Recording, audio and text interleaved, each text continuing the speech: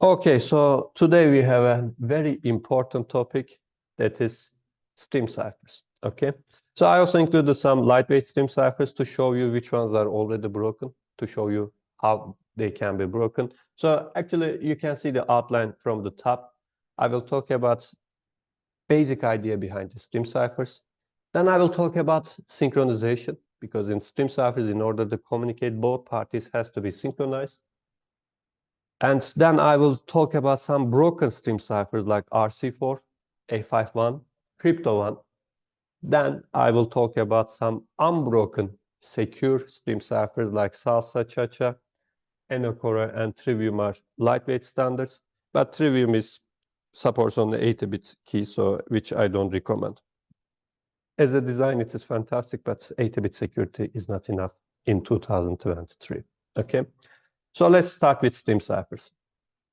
In our historical introduction, I mentioned that the idea of one-time pad will lead to the idea of stream cipher. So let's see how this can happen. So let's recall one-time pad. We mentioned that in order to have perfect security, which in one-time pad, which is the unbreakable cipher, what you do is as follows. You generate a very long sequence of random bits. So we already talked about randomness, so you know what random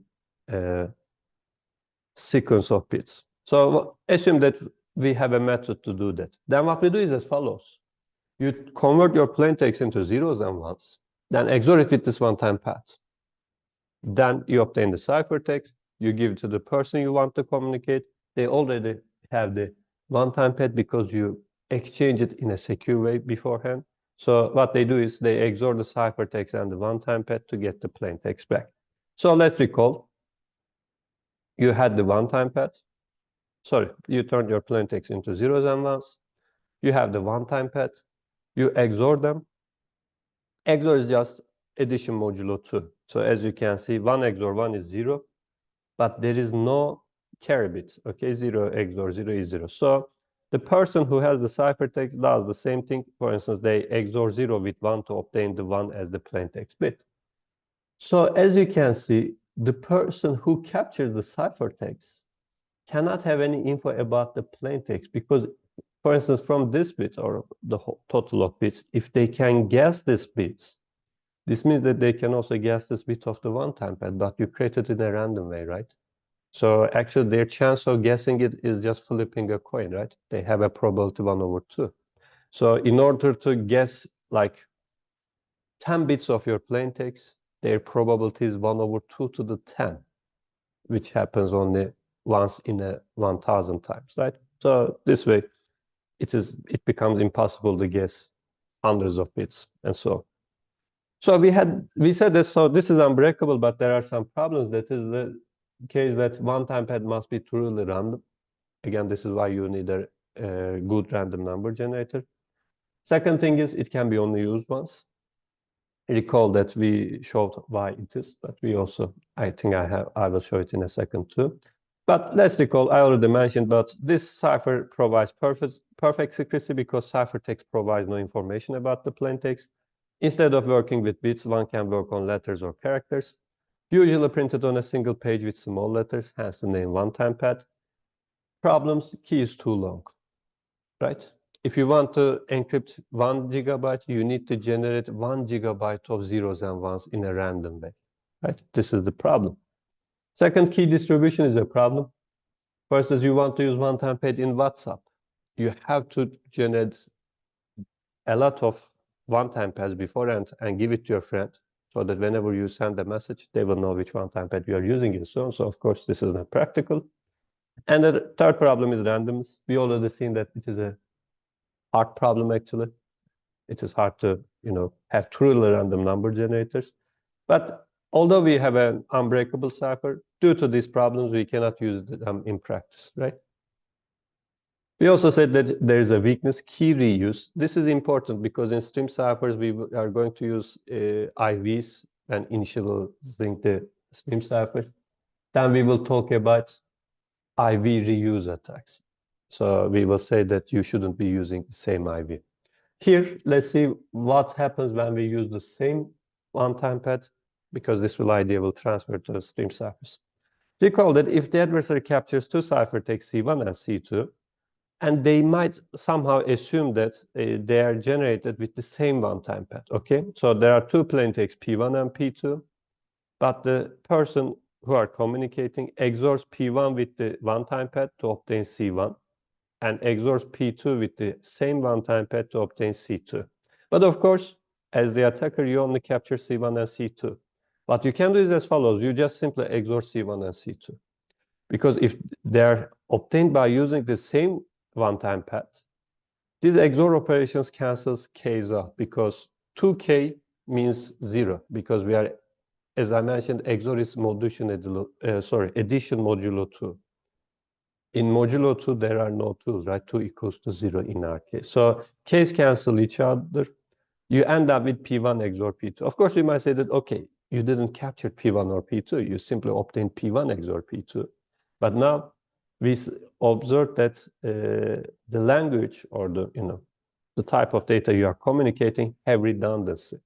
From this point on, you can capture this P1 and P2 or most part of it. So we remember the idea of one-time pad, and we have seen why we cannot use it. But this leads us to the idea of stream ciphers, because stream ciphers try to achieve the one-time pad-like security by generating pseudo-random key stream from a short key. So instead of generating a very long one-time pad, we simply have a short key like 128 bits. But from this 128 bits, we generate a lot of zeros and ones, which we'll be referring to as key stream. Okay, so instead of one-time pad, I will use this key stream to XOR the plaintext and obtain the ciphertext. Okay. So if this basic introduction is enough, let's see where we stand, because we already seen block ciphers and talk a lot about it. But I also said that this is one part of symmetric key cryptography. There's also another encryption algorithm types or encryption types called stream ciphers. So block ciphers and stream ciphers are two different methods to have symmetric key encryption. So question is then, what is the difference? And a lot of students, a lot of blog posts, a lot of books will mention the difference as block ciphers work on blocks, stream ciphers work on bits. This is the difference. Actually, this cannot be anything any more wrong, okay? All of those, unfortunately, student theses in the introduction, they say that block ciphers work on blocks and stream ciphers work on bits. No, there are a lot of stream ciphers that work on blocks, okay? This is not the difference. There's a difference, and we actually historically seen it. Recall that we find the idea of block ciphers by talking about frequency analysis, replacing like 8 characters with 8 characters, which led to, encrypting blocks with a fixed transformation. So let's see the difference. Block ciphers operate on large blocks of plain text data with a fixed transformation. This is important. Think about AES. AES is just an algorithm that works on a block, right? Initially, we don't mention what happens in other blocks. What happens to all of them depends on your mode of operation. But stream ciphers operate on individual plaintext digits with a time-varying transformation. So when I say plaintext digits, yes, this can be as small as a bit, but it can be as large as maybe 512 bits. So we don't care about the size. What we are dealing with here is that we don't have a fixed transformation here. It depends on time. Okay. I will explain it in a better way in the following slide. So let's look at block ciphers again. A block cipher processes the plaintext in relatively large blocks at a time, and the encryption function is same for every block, right? AES is same for every block. A block cipher can be considered as a bijective function. So as an input, you provide the plaintext, secret key, and this block cipher actually provides you ciphertext. Of course, we already mentioned some mode of operations can turn a block cipher into a stream cipher. So this sentence will make more sense when we clearly explain what a stream cipher is. But let's look at the stream ciphers. A stream cipher processes the plaintext in small blocks, sometimes as small as a single bit. Contrary to a block cipher, a stream cipher has a sort of memory, the state. Here I state as row T. At the time T, the state consists of some zeros and ones. Okay. And this changes as it processes the plaintext. So it has some kind of a memory, a state, which changes when you start encrypting. So in every plain text digit, when you are trying to encrypting, the ciphertext digit will depend on your current state. So the algorithm is not fixed. It changes depending on time. So this state is an input of the encryption algorithm. So we can consider STIM cipher as a pair of functions f and h as follows. So for the f function, which we generally state as the next state function, you have the row t, which is the current state, current plain text digit you want to encrypt, your secret key, and with these inputs, you obtain the next state. So it is like a self-updating register, okay? It changes itself. But in this meantime, you want to provide a ciphertext, right? So you should need another function, which we refer to as output function or the encryption function, which actually uses the same info here, current state, current plain text digit you want to encrypt, secret key, and then produces the ciphertext, okay? So let's see how we can do it. Let's see actually first how we can use a short data, like short key, then produce a long key string, okay? So let's start with LFSRs, linear feedback shift registers. These are basic building blocks in most stream ciphers. Of course, you don't have to use them. For instance, in Salsa, you don't have such an LFSR. You don't have to have it. This is also a common mistake. When people talk about block ciphers, they say that they has to have an S-box because that is the only thing that provides confusion. But there are many block ciphers that doesn't use S-boxes. Similarly, there are stream ciphers that don't use LFSRs or non-linear feedback shift registers and LFSRs, okay? So let's look at this and see how it works, okay? So you have a register here. In this picture, it is L bits. So you fill it with zeros and ones, okay? So from L bits, here actually we can produce 2 to the L minus 1 bits, which doesn't repeat itself, but starts repeating itself after 2 to the L minus 1 bits, okay? So from L bits, we are generating 2 to the L minus 1 bits. So this is, as you can see, from a small amount of data, small amount of bits, you are producing large amount of bits. So how this works? So here you have some tap points. So this C1s or CIs actually either 0 or 1. So if C1 is 0, you remove this part, okay? Or C2 is 0, you remove this part. So you actually choose some tap points. So just assume that we have tap points at here, okay? None here. So what happens is as follows. At the current time, there are zeros and ones here, okay? But I want to produce 1 bit. So at one click, one clock, I want to produce 1 bit. So I will throw out this bit as the output, okay? But before doing that, since I said that there are only tap points in these 2 bits, we also take these 2 values, we XOR them. Sometimes you XOR it also with 1. And take it and you want to write it to this space, but it is already filled, right? What you do is as follows. Shift everything 1 bit to the right. So this one thrown out as the output, okay? So this part moves 1 bit to the right. So this place is now empty. So you're writing this calculated value to here. So you are actually updating the internal state. And from here, you are throwing out outputs, okay? So I tried to explain on the picture. So let me read the slide, which also explain what I'm saying. LFSRs are very common in stream cipher designs. At one tick, the register produces 1 bit output. State is shifted 1 bit, and the new bit is obtained by the XOR of the bits of the previous state that has a tap point. And n-bit LFSR can have at most 2 to the n minus 1 different states. Think about it this way. So you have n bits. The inside can have 2 to the n minus 1. I mean, all 0 might lead to 0 outputs constantly. This is why there's a minus 1 here. So since the state can take this many different values, so the produced bit depends on the state, right? But after 2 to the n minus 1 states, it keeps repeating itself. So the output keeps repeating itself. So it will produce the same 2 to the n minus 1 bits all the time. So this is your period. And of course, you might guess that I want to have a very huge period so that no produced bits repeats itself. because I will use the output as a key stream at some point. If I produce the same key stream every 100 bits, capturing 100 bits of the key stream means that you capture everything. Right? So periodicity should be really high.